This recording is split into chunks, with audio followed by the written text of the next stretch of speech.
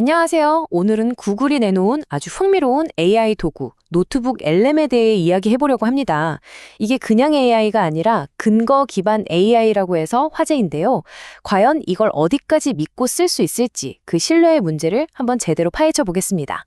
자, 그럼 바로 시작해볼까요? 이 모든 이야기는요, 사실 한 사용자가 겪은 정말 기묘하고도 재미있는 경험에서 시작돼요. 인공지능이 글쎄 사용자를 전혀 다른 사람, 그것도 옛날 옛적 역사 속 인물로 만들어버렸다는 겁니다.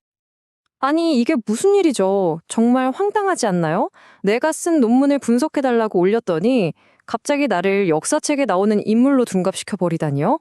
바로 이 한 문장이 오늘 우리가 풀어야 할 미스터리의 핵심입니다. 도대체 어떻게 이런 일이 일어날 수 있었을까요? 맞아요. 다들 그렇게 알고 있죠. 노트북 LM은 기존 AI랑은 뭔가 근본적으로 다르다고들 하잖아요. 그럼 이 미스터리를 풀려면 먼저 이 도구가 대체 어떤 원리로 돌아가는지부터 살펴봐야겠죠. 노트북 LM이 다른 AI보다 더 정확하다고 말하는 데는 아주 중요한 설계 원칙이 하나 숨어 있어요. 바로 AI의 고질병이라고 할 수 있는 환각, 즉 헛소리 현상을 최소화했다는 점입니다. 자, 여기서 환각이라는 말부터 잠깐 짚고 넘어갈게요.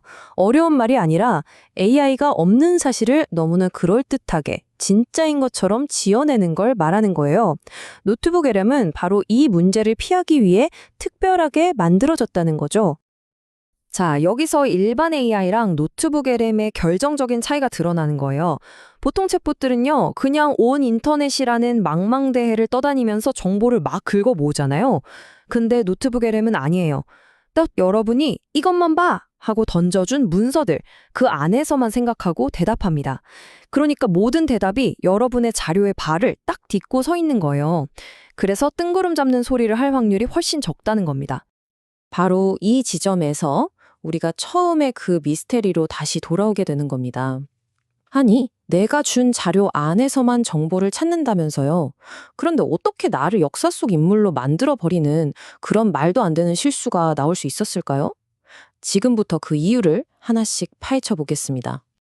아무리 똑똑한 근거 기반 AI라고 해도 완벽할 수는 없어요.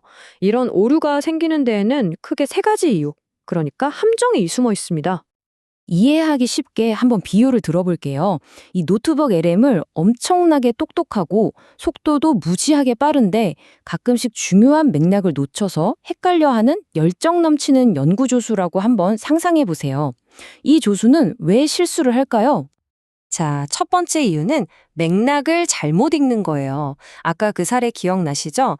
논문에 나오는 어떤 역사적 인물이랑 그 논문을 쓴 나를 AI가 순간 헷갈려버린 거죠. 두 번째는요, 정리 안 된 데이터를 처리할 때 생기는 문제예요. 예를 들어, 논문 맨 뒤에 붙는 참고 문헌 목록 같은 거요. 형식이 제각각이고 복잡하잖아요?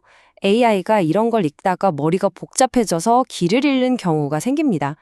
그리고 마지막 세 번째, 이건 추론하다가 선을 넘는 경우예요. 여러 자료를 막 조합해서 뭔가 새로운 걸 찾아내려고 너무 애쓰다가 자기도 모르게 논리적으로 말이 안 되는 결론으로 점프해버리는 거죠. 자, 그럼 원인을 알았으니 이제 해결책으로 넘어가야죠. 다행히도 우리가 이 AI의 신뢰도를 극적으로 높일 수 있는 아주 확실하고 간단한 방법이 있습니다. 결론부터 말씀드릴게요. 다른 건 다 잊어도 이것 하나만은 꼭 기억하셔야 합니다. 바로 AI가 내놓은 모든 답변의 출처를 확인하는 습관입니다. 방법은요, 놀랄 만큼 간단해요.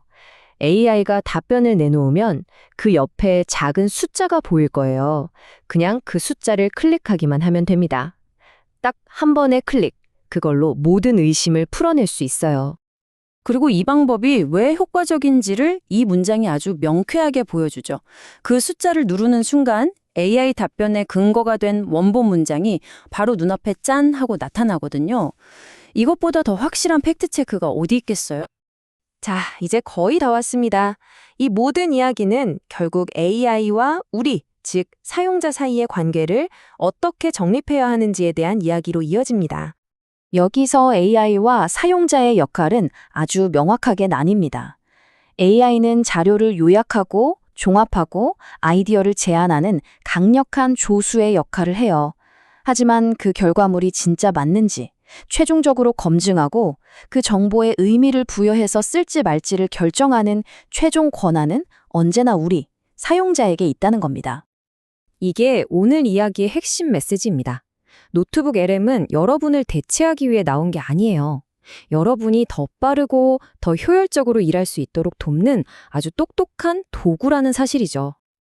네, AI는 분명히 강력한 조수입니다. 하지만 중요한 건 우리가 이 조수를 어떻게 지휘하고 활용할 것인가 하는 문제겠죠.